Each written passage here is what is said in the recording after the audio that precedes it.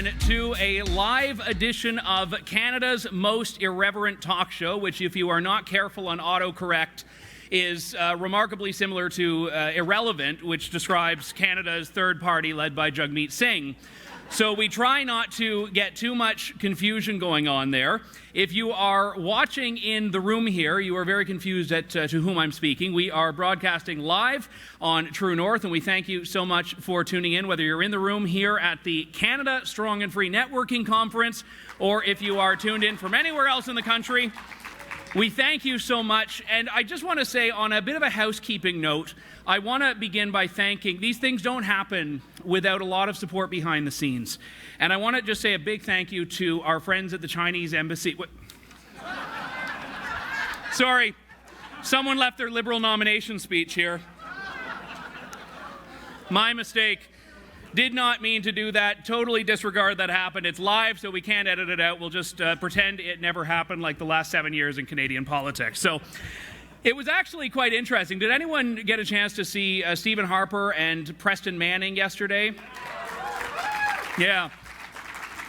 They talked a lot about some of the old glory days of conservative politics, of reform politics. And the one that everyone really enjoyed was the fact that they had to go without support from the government for their fledgling political party, and they had to raise money by passing, it was KFC buckets they filled up with just little bits of donations, and people thought that was actually a story of a bygone era of Canadian politics. But you still do political fundraising by getting money into KFC buckets. It's just the Chinese yuan now, and it's the Liberal Party that tends to do it.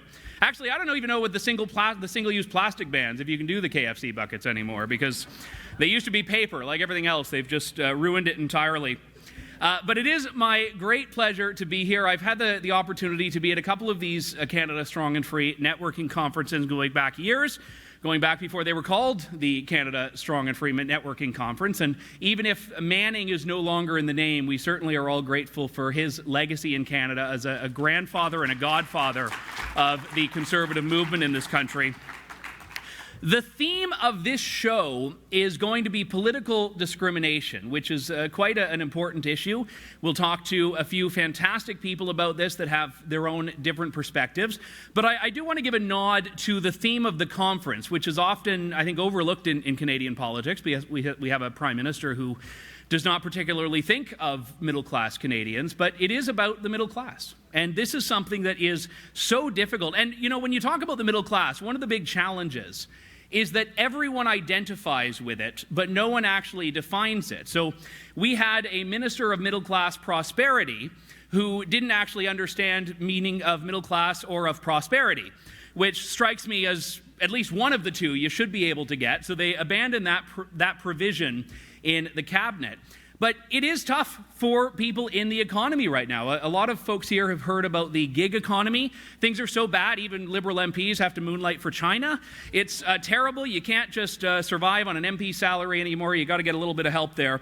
But we are going to, I shouldn't make jokes about a serious topic, but if you aren't laughing, you're crying, and I think we need to remain somewhat optimistic, because we all wouldn't be here if we didn't think that a lot of the issues about which we care were fixable and were worth fixing. So speaking of jokes, let's talk about Jagmeet Singh for a moment, because he actually encouraged me for a few moments last week. Just a few moments, which is all it takes usually.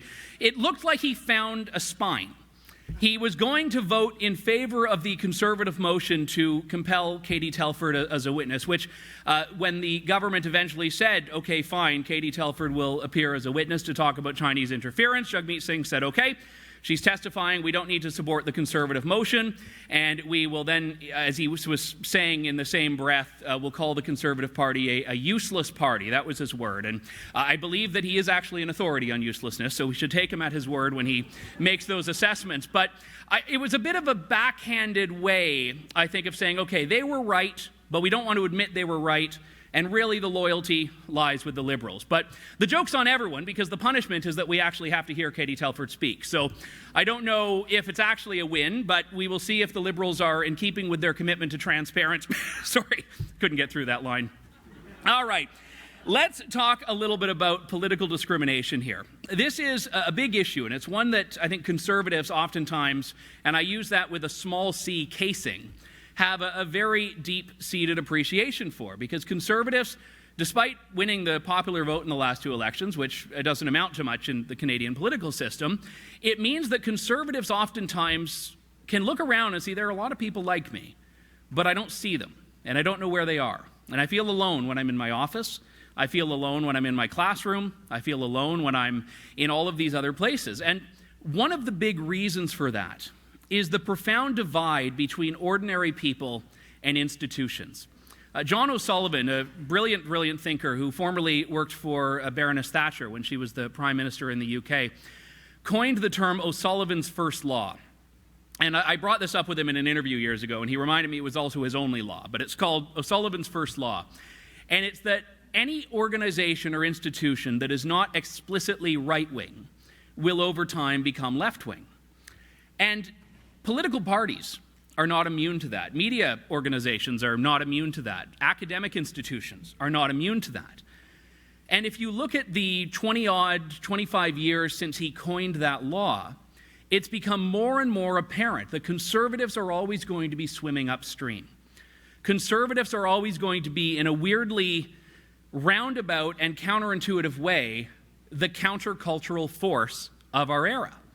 And we often think of counterculture as being the domain of the pot-smoking, free-love hippies, but they're now the culture. They're now the majority. It's people that want to stand up for individualism, and people who want to stand up for liberty, and people who want to stand up for family, that are increasingly the ones that have to be carving out a space in an environment that is so hostile to them. It used to be that conservatives were accused of being in bed with corporations. Conservatives longed for the days when corporations could be reliably conservative, I'm sure, because right now, wokeness is permeating through institutions as well. And when I was speaking at the Canada Strong and Free Regional Conference in Red Deer, we spoke a little bit about this idea of institutional wokeness. And we were talking about some of the bigger picture aspects then. And I want to follow up with it in the discussion we're going to have in this show today that talks about some very real and very concrete ways in which political discrimination is not just pervasive throughout institutions, but also how it is targeting people who are on the right. And it's oftentimes called cancel culture, and I think the two are very similar, but very distinct phenomena. Cancel culture is the overarching culture. Political discrimination is the tactical manifestation of cancel culture. And it's interesting because few people will openly defend cancel culture. People will say, well, I'm against it, but they support institutions that are increasingly closed off to people of viewpoints. And when we talked about the driftward or the leftward drift that exists, the one important aspect that people need to realize here is that it means neutrality is increasingly liberal. So the idea of being agnostic in politics is to be liberal. And I was reminded a few years ago, CBC does these vote compass things in elections where you answer all these questions and it tells you how to vote. And CBC telling you how to vote should be terrifying in and of itself, but CBC, after a 10-question quiz, I don't think is any better suited to tell you how to vote. And years ago, I believe it might have been on Sun News Network, Ezra Levant did the quiz on air, and he answered don't know to every question. And at the end of it, it said liberal. Which was in a strange way probably honest, because if you don't know anything about anything, you probably are a suitable liberal voter. But the don't give me that. It's 7 years, it's not too soon. And what was fascinating, though, is that the implicit bias in this system that they had designed, this quiz they had designed, is that neutrality is liberal, that the center is liberal. And the Liberals have oftentimes relished this idea that they are a centrist party or a moderate party, just because they have the NDP to the left, the Conservatives to the right, therefore they're the voice of reason in the middle. But it doesn't work that way. Just because they may exist, slightly 3 shades to the right of the ostentatious socialist does not mean they get a pass for their own socialism. And this is something that conservatives need to be very aware of. And we can talk about politics and we can talk about campaigns, and those are very important things. My friend Mark Stein has often said that when liberals win, they're in power, and when conservatives win, they're in office. And there's a lot of wisdom in that, because if you win an election, but every other institution is against you, whether it's the bureaucracy, the academic institutions, the media, you're going to be very limited in what you can do. And if you look at 10 years of Stephen Harper, what you do can be unraveled very quickly when you have a Liberal government that comes in, and more importantly, a Liberal government that has the backing of all of these other facets of society. So we're going to break it down for you on an individual level and talk about what the stakes are, and we'll do this with a great group of guests. And I want to start with two of the young faces you'll have seen coming around here through the Canada Strong and Free Network's Conservative Values Tomorrow program. And please give a warm welcome to Noah Jarvis and Liam Dunn.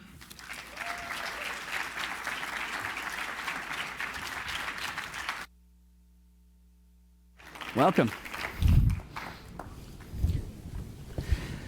So, I used to, when I was on stage doing events, wear a cowboy hat myself. And then I started guest hosting in Calgary, living in Ontario, and I thought, well, they're going to think I'm making fun of them. So I had to retire the cowboy hat, but I'm glad it's been channeled in your attire today, Liam.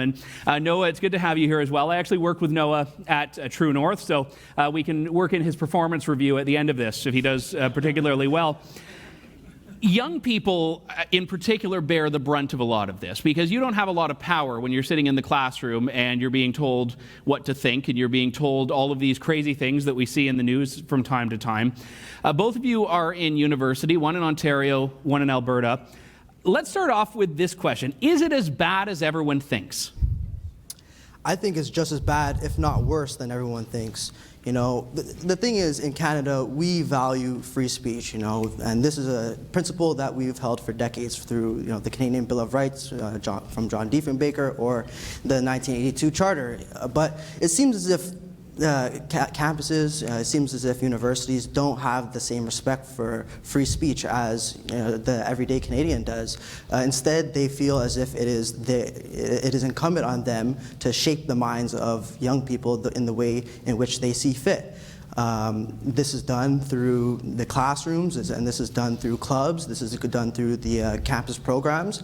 Every single institution within the university is working against conservatives and is working to push a progressive message. An example of this would be the York Federation of Students. I don't want to go into too much specifics, but the gist of it is that the York Federation of Students is responsible for ratifying campus clubs, and it takes about 3 to 4 weeks for your normal campus club to get ratified. But I can tell you that the Campus Conservative Club that I'm a part of, it took about 3 to 4 months for them to get ratified, and that's not because they were understaffed or anything like that. Other clubs were getting ratified just as.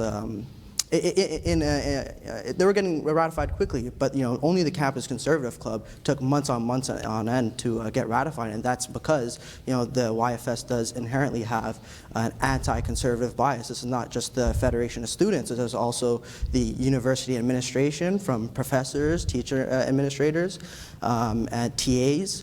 When you go into a tutorial or a lecture, it is the TA who is generally orchestrating the conversation, and they have a lot of power in highlighting or suppressing certain views. For example, if a leftist student wanted to talk about how terrible Canada is, just a racist, vile country, they'll get applauded and they'll be praised, and they'd be encouraged to expand on their point. Whereas maybe someone like me would come from the perspective that Canada is a great country that has afforded me and many other people and every single Canadian the opportunity to succeed. And that sort of message is not really accepted. It's not really tolerated.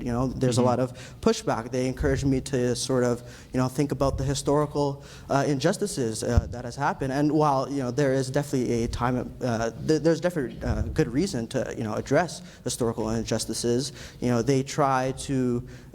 It's very manipulative because they they appeal to the historical injustices in order to push their own agenda, their left-wing progressive agenda, instead of recognizing the injustices of the past and moving forward in a positive direction. They instead want to recognize the injustices of the past and linger on them and sort of say that the injustices of the past is reflective on the character of Canada today.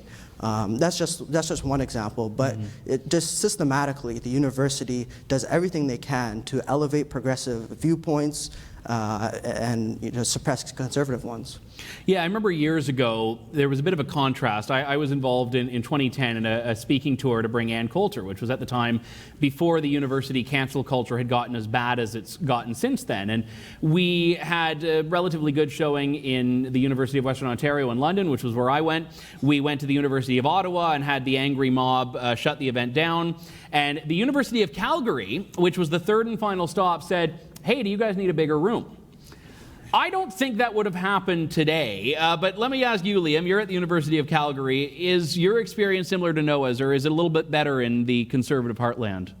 It all depends on which professor you have, I guess, but one word I want to lead off on is unaccountability. We have so many people in positions of power, and the university turns a blind eye to them. It's these professors, they're older, they don't want to mark papers, so they get their TAs or master's students to mark their papers for them. And a lot of the times, these are the progressive ilk that don't want to go into the workforce and like to stay in a room writing a thesis.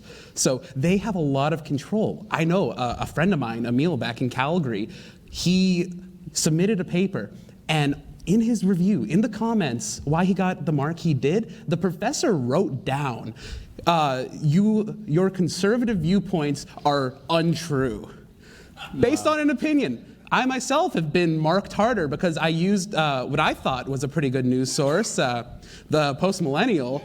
Apparently they don't view that as scholarly or an accurate news source, which was news to me when I received that big C- on the page. Don't cite Rebel or you get expelled, I think, if you put that in a paper. But well, is there a temptation? I mean, because I remember I was always a little bit of, I won't use the word, but a disturber of fecal matter.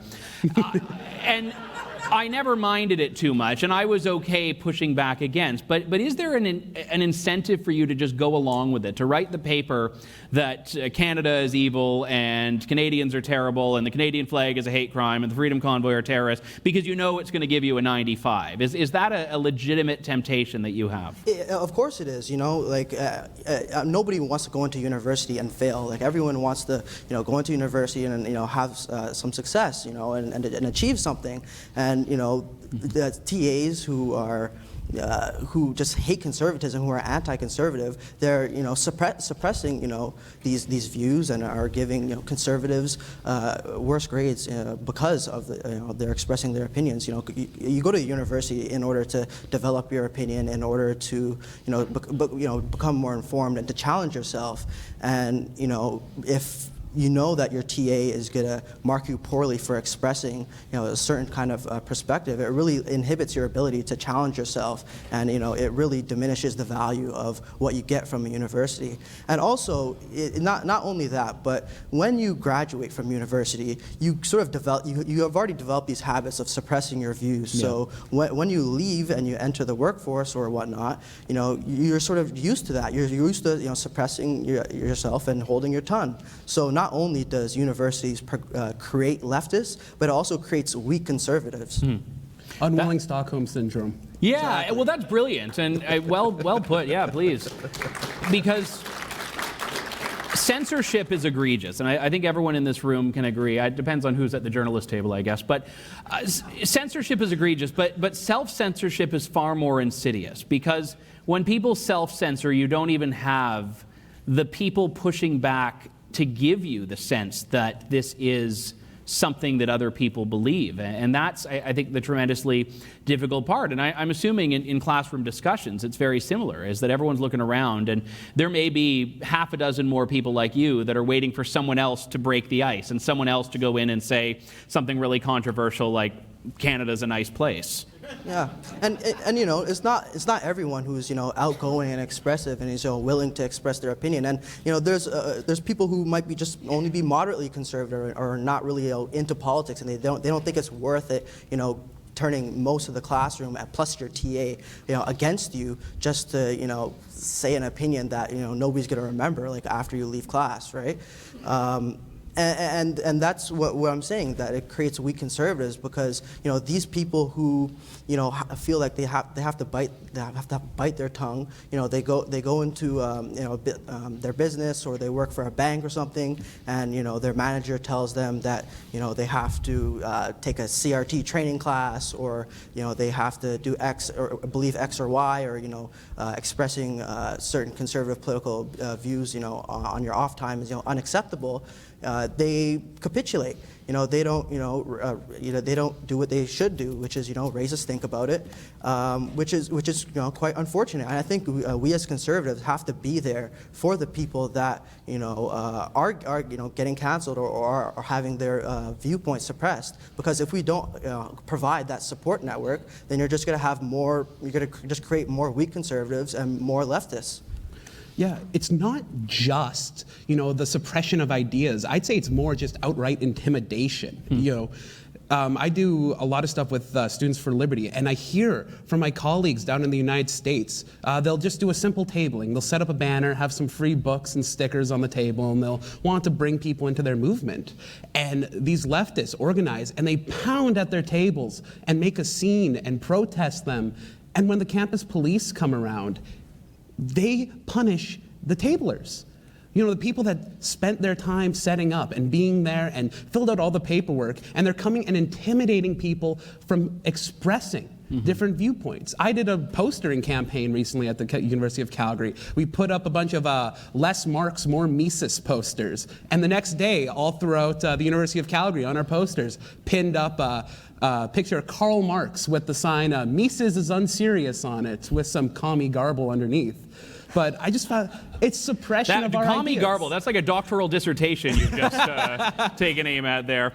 All right, well, let's just, in 15 seconds or less here, what's the best survival tip you can give other people in your age range? Find some people like you. You know, if there's a campus conservative on campus, join it. Try and don't suppress yourself. You know, if TA is asking you something and you want to, you know, express, you know, a center right, you know, a viewpoint, just do it. You know, maybe you'll find other people like you, and you'll actually have that support network. And just to add on that, if you get the comment that your friend did, send that paper into True North. We will provide some support from outside your classroom for it. But what would your survival tip be? Be authentic. That is the one thing. You will find that more people believe and agree with you than you may think.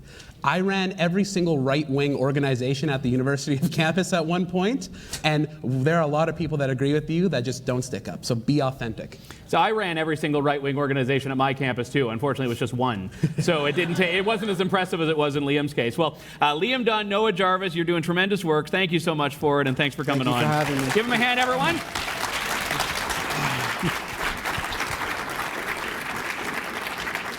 I should say, by the way, I don't think I'm all that big a deal, but I've been very grateful that people I've met here in Ottawa have come up and said, I listened to your show. And I got a little nervous, though, because I had one woman text me and said, did you know Noah Jarvis was here? And I said, yeah, but come on, he's outpacing me. So Noah's going to be doing this show soon enough. Let's turn our attention to some of the policy implications of this. I want to welcome to the stage two people that have different perspectives on this, but I think very important ones. One is probably one of the most prolific employment and labor lawyers in Canada now, Catherine Marshall, and the other is Conservative Member of Parliament Garnet Jennis.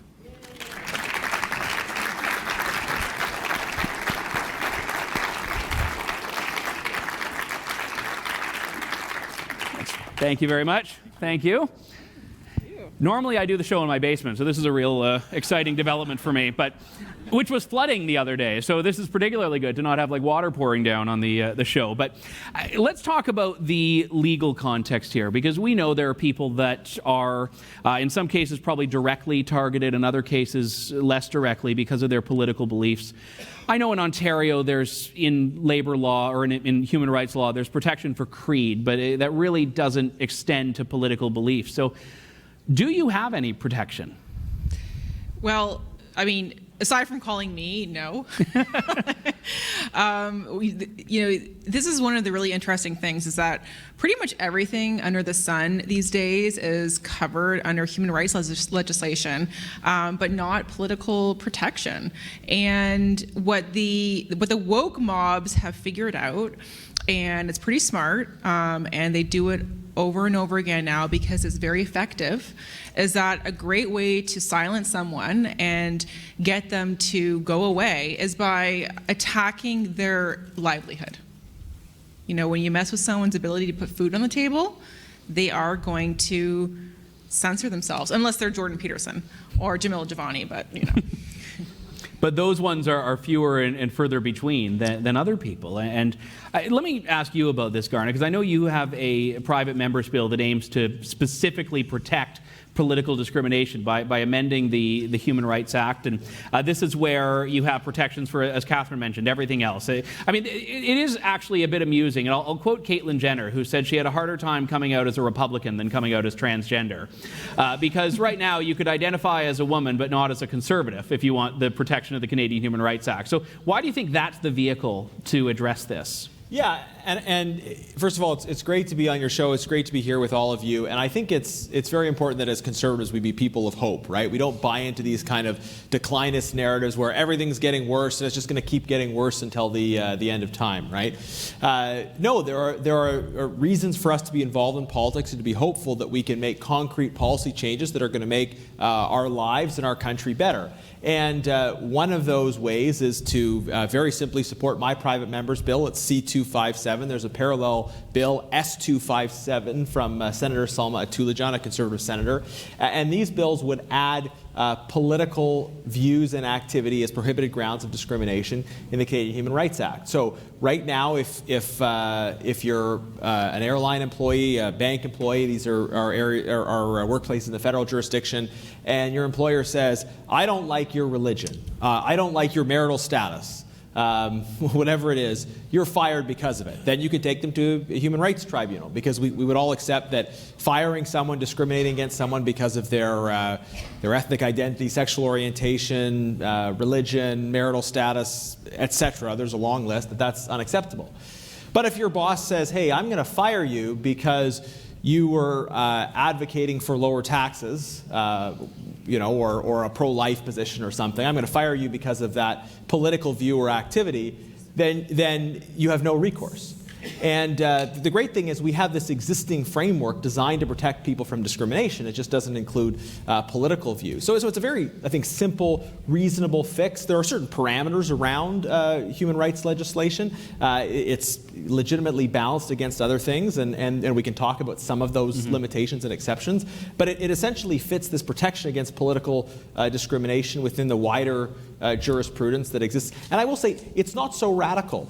This protection doesn't currently exist at the federal level. It doesn't exist in a number of the larger provinces, such as Ontario or Alberta, but actually a majority of Canadian provinces have some kind of protection against political discrimination in their human rights statute. So not at the federal level, not in a couple of our larger provinces, but in a majority of provinces, it's already protected. Now, I should just say on a housekeeping note, the Canadian Human Rights Act governs federal government and federally regulated sectors. So radio is one. So let me ask you, Catherine, in the case of Jamil Giovanni, if the law that Garnet wants to see were there on the books, do you think that would change the Jamil case going up against a big media telecom company?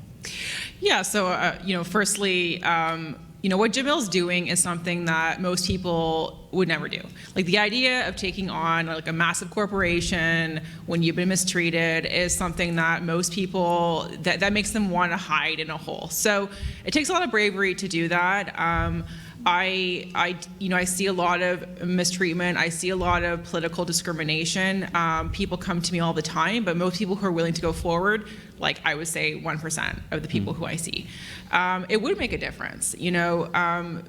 Bell is they're part of a federally regulated industry.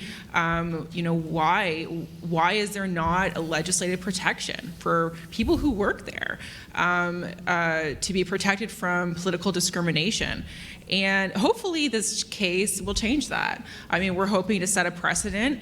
And, something that's really disturbing that I see happen is people will get terminated or they'll get hauled into HR meetings about maybe something they posted on social media or a comment they made at the water cooler, or, hey, it comes out from, a privacy breach that they donated to a certain cause, and they get disciplined or they get fired.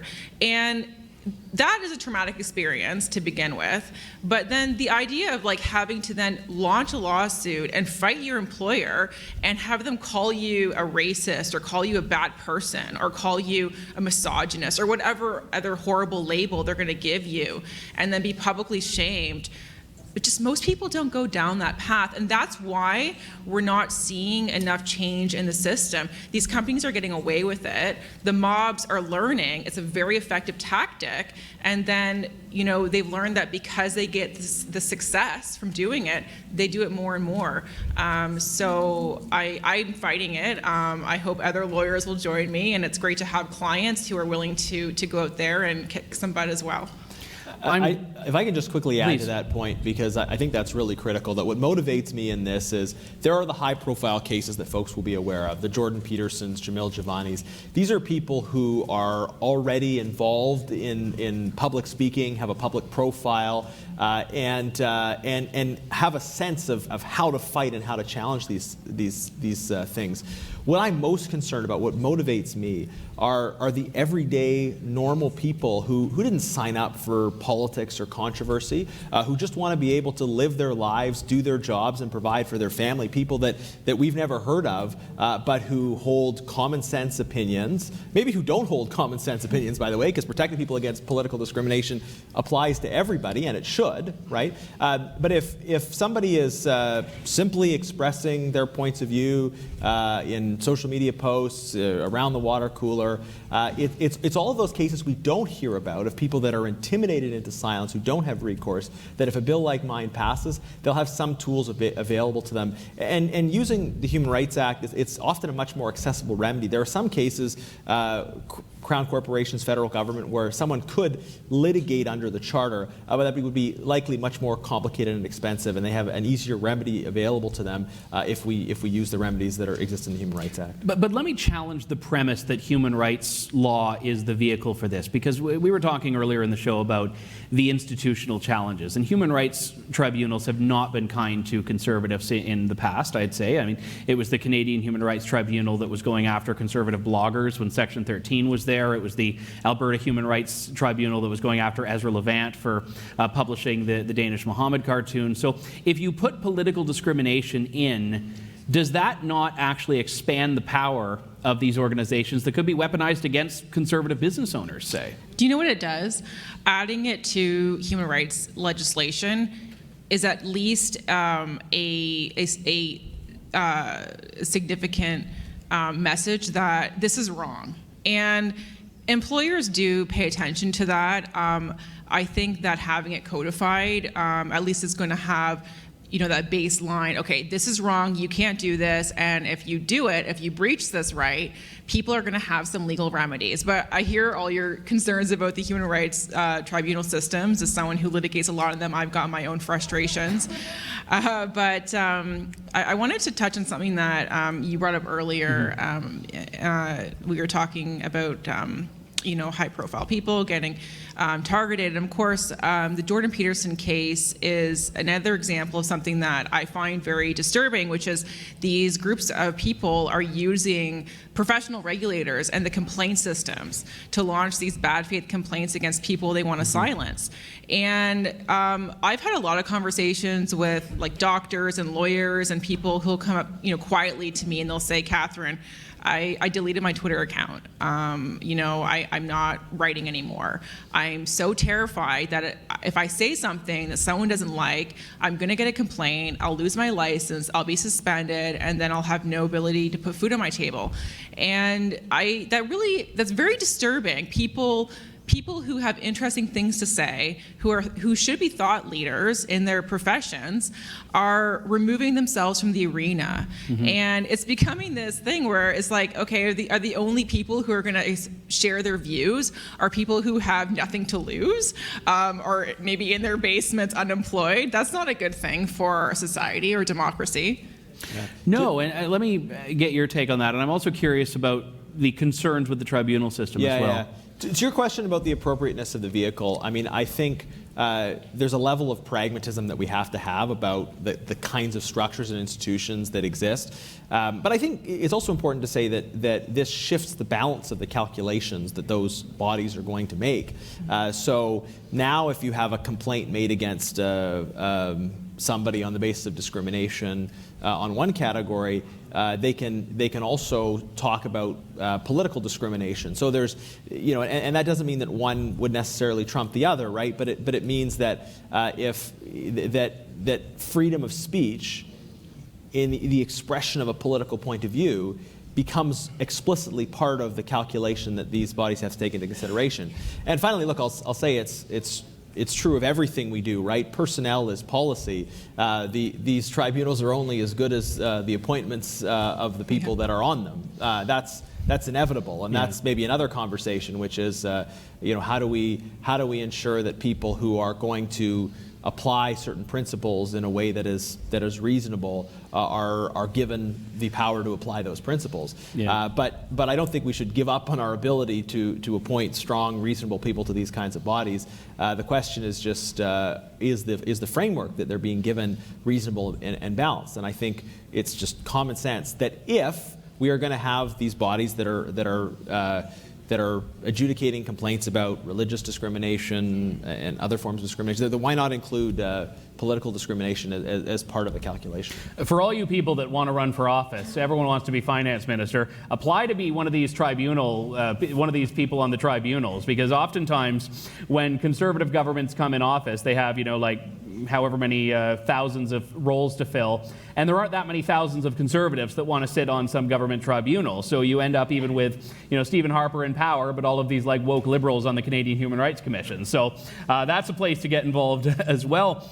Let me turn back to you on this, Catherine, because one of the big challenges is that you may have a case where you've got some, really woke lefty employer that is discriminating against an employee. But one of the things with cancel culture that happens is you get people that very viciously target an individual, and they want to destroy their life, and they look up their LinkedIn and say, oh, this person is a junior sales secretary in the department of whatever, and they go after a company that may actually have no interest in getting into politics, but the company goes into crisis mode and they capitulate, and we've seen this happen time and time again. So I do think that putting it on the radar to say to companies, this is not consequence free. And you may capitulate to get the Twitter mob on side, but you're going to have another fight if you do. Yeah, that's a really good point. And I often advise my employer clients and my corporate clients that, look, if you don't have the back of your people, the people that you chose to hire, that you put into the roles, that might have, they might have great performance, but yeah, maybe they did an off-color tweet, or they did something stupid on social media or whatever, then you're signaling to the world that you don't have a backbone, and they can come after any of your people. And it sets a terrible precedent. And I mean, obviously, it exposes the company to a wrongful dismissal suit. But more to the point, what kind of a message are you sending your own employees when you're not going to have their back because a few, mob wokesters doxed your employee? And I think part of the problem is a lot of companies, they panic, the idea of trending, and they freak out. They don't know how to deal with this. The first thing they do is the worst idea, which is to just fire the person, and they're trying to manage their own crisis. And of course, anyone in crisis management can tell you, don't manage your own crisis. It's a really bad idea. But they've got to have more backbone. I'm seeing a lot of this type of political discrimination and mistreatment happen in corporate environments that are not traditionally like woke. Like it's sort of everywhere. It's really any company where you have, you know, people who are just very cautious. They're very risk adverse, and like they're firing people for saying or doing something that has nothing to do with their service or their product. And I think it's something that employers really have to take more of a responsibility in, because this is not going to change unless companies also change their policies. Yeah, I remember back in, I think it was, well, actually, I know for a fact it was 2018, there was this pipeline demonstration that was taking place, and someone went to Domino's and picked up some pizzas and brought them there, and then it ended up becoming this controversy where Domino's was forced to comment for the crime of selling pizza to someone. And I wrote a column at the time about it, combating against sort of corporations that were wading into politics, and then I got fired 3 days later, but it was unrelated. That was one of the other big radio companies. But there is You should have called me. I should have, yeah. Is this sort of the domino effect we're seeing? Yeah, haha. Oh, that's good. That's good, because that means I didn't make the worst joke of the show. So thank you for that, Garnet. But I won't discriminate against you for your humor or lack thereof. I don't know. No. We're not proposing to add that. Yeah. That you can still fire someone for telling bad jokes. So let's be a bit more forward-looking here, because I think that obviously legal mechanisms are very important, but I think you were touching on this as well, Catherine. The culture needs to change as well. And the one thing I've often said about cancel culture in general, not in a business context, is that people who resist what's happening need to speak up and defend the victims, because the mob is very, very loud. The mob is very loud. And when someone is being targeted, as someone who's been through the cancel culture mill, the thing that you get a lot of are people that say, I'm with you, but shh, don't tell anyone. And we need people that are going to stand up. And I'd say for companies as well, they need to know that there are people that are going to back them for doing the right thing as well. That's a really good point. I've acted for a lot of clients who've been canceled, and it is a horrifying experience. And you do feel like you want to die. I have clients who have felt suicidal. I mean, there's really not that shame of being canceled and told that you're not worthy of being in society anymore. It's one of the most terrible human emotions. And I get so upset when I see people being canceled or targeted. And I totally agree with you, Andrew. Like, we have to stand up. If we see it, as conservatives especially, we have to go out there and defend that person and support that person. And that means the world to that individual, but it's also a way of fighting back against that cancel culture and showing the mob that there's going to be people who will defend that person, and that person is not alone. And I think that's so critically important. So yeah, I mean, ironically, one of my other cases, and this is also in the media, is I'm acting for a former chair of the Alberta Human Rights Commission who was canceled. I mean, ironically, so yeah. I mean, going back to the earlier point, it would definitely make a difference, at least if in our laws in this country. I would, by the way, love for you to take the Human Rights Commission to the Human Rights Commission. I've been waiting for that for years. Stay tuned. Yeah. I mean, on the culture, the question I would ask people is, look, why do you want to personally punish someone for sincerely holding a different point of view than you do? I just have a hard time understanding this mentality, right? Like, if I meet somebody who is a socialist or whatever, I'm gonna disagree with them. I'm gonna, maybe if time allows, talk to them about why I disagree with them. Hide your wallet, yeah. But yeah, but the idea that I would like wish them harm, that I would want them to lose their job, not be able to provide for their family, is just absurd and so foreign to me. I don't think conservative employers should be able to discriminate against their left-wing workers either. Like, I think it goes both ways. I just don't think that's happening. I think generally it's the other way around. But I can't fathom this mentality of like wishing someone ill for having sincerely considered a political issue and come to a different conclusion than me. And I think we just have to ask people, like, aside from the merits of this person's point of view, like, why can't you have a conversation with them about the particulars of the issue rather than condemning them morally and trying to harm them because of the political conclusions they've come to. But this is what sets the right apart from the left, and why in this day and age, despite how the Liberals have been in the past, the right is the only vehicle for championing free speech. And it's funny, because if you were to put all of the victims of cancel culture in a conference room, I think actually maybe we did, I don't know, but in general, if you were to put them in a conference room, you're going to find people that are on the left there. There's a professor from Alberta named Frances Widdowson, who is a literal Marxist, but she has a lot more conservative friends than liberal friends, because they support free speech and they support her position on, speaking out on Indigenous issues the way she does. My colleague at True North, Lindsay Shepherd, was never a conservative, but she's found a home in among conservative people, because they're the ones that were kind of like Garnet was saying, come as you are, we don't care, just have your position here. And it is cyclical, and I think that would be the one bit of advice I'd give to people on the left, is you may think you're immune from this, but you're not. And one of the more amusing examples, there was this guy who a few years ago had, gotten some little viral moment with Busch, the beer company. And, some reporter from the Des Moines Register found some tweet of his from, I don't know, like 1873 that, was mildly off color when he was a teenager, and then canceled him. And then someone dug into the reporter and found a tweet of his that was off color, and then canceled the reporter. And it's like, who wins at the end of this? So it is like a race to the bottom. Yeah, I mean, I've been listening to a lot of Brene Brown recently, so I apologize in advance, but something that she says that I love is that if you live in the arena, you're going to get burned. You are going to fall on your face. And if you take risks with your life and you actually go out and do something and say something and hold opinions, yeah, you're going to have people who criticize you. And I think this sort of scary notion that's emerged with cancel culture of, okay, I'm just going to be super safe. I'm not going to ever say anything. I'm never going to hold any opinion, and I'm just going to hope that I just make it through life. That sucks. Yeah. That's boring. That's terrible. We don't want that. Yeah, it was like the old joke was, what's a liberal's favorite wine? You can't say that. And I think that there is something to that. It's like, I don't want to live the life that, has to be so scripted and choreographed like that. So we're winding down our time here, but let me just end with the same question to you both, and we'll start with you, Garnet. Are you an optimist or a pessimist on this?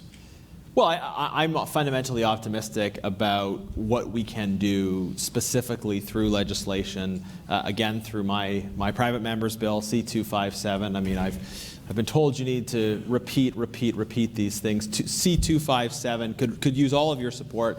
If it passes, then we will have legislation at the federal level in federal jurisdiction that will provide recourse to people who face political discrimination. And I think we have some provincial elected officials in the room and others that are involved in that level. So seeing these kind of parallel legislation at the provincial level as well. I think we do need broader cultural change, and that's going to take time, just kind of pushing our friends and neighbors saying, hey, let's have respectful disagreements but not try to punish each other for being wrong. But I think we can legitimately use the tools that already exist for human rights protections, and I don't think it's that likely that this legislation will make it all the way through the process in this Parliament, given the timelines and so forth. But it has the strong support of our caucus, and I'm hopeful that we'll be able to see bills stopping political discrimination be implemented and become law. If not in this Parliament, then under Prime Minister Poliver. Optimist or pessimist? I'm definitely optimistic, especially because of the work that Garnet's doing, and when I've got clients like Jamil Javani and people who are willing to go out there and be the pointy end of the spear and fight the system. I think that there is a cultural change that's happening. We just need more people to speak up and stand up and not be afraid to beat down the system and challenge the system. And look, I've got a lot of frustrations with the system as someone who litigates. I mean, there's a lot about the court system, the human rights system that I don't like and I have issues with, but it's the only system that we have. And I always say to my clients, we just, these are the cards we've got and we got to play them. And there's lots of creative things that we can do to get people thinking outside of the box. But the biggest thing I think we can all do in this room, and it's something that I've personally really tried to do, and it does put me in the line of fire sometimes, and I've also gotten like crazy weird complaints like from crazy people as well, which is if I see someone getting canceled or doxxed doxxed or abused on social media because they did something or they tweeted something or they donated somewhere, I'll go out there and publicly stand up for them. And I don't really care if someone comes at me and calls me terrible names, because I know what it does to those people. And the idea that someone's going to feel so emotionally ruined because of this makes me really upset. So, we've got to do that, and it takes some courage, but it's something that conservatives, I think, are really good at. I don't stand up for them because it usually makes their problems worse when I'm in their corner. So it's see, look, they're like Andrew Lawton. But in any case, I've always said, especially in the last year, I think the most terrifying thing you could ever see in a courtroom is Catherine Marshall on the other side of it. You've been doing amazing work, and I thank you for that and for being here today. And Garnet Jennis, Conservative MP, thank you as well, sir. That does it for us. We are going to wrap things up here. There's going to be, for those of you in the room with us now, there's going to be a brief break, and then Conservative leader Pierre Poilievre will be joining us next. But for this episode of The Andrew Lawton Show, we're signing off. Thank you, God bless, and good day to you all.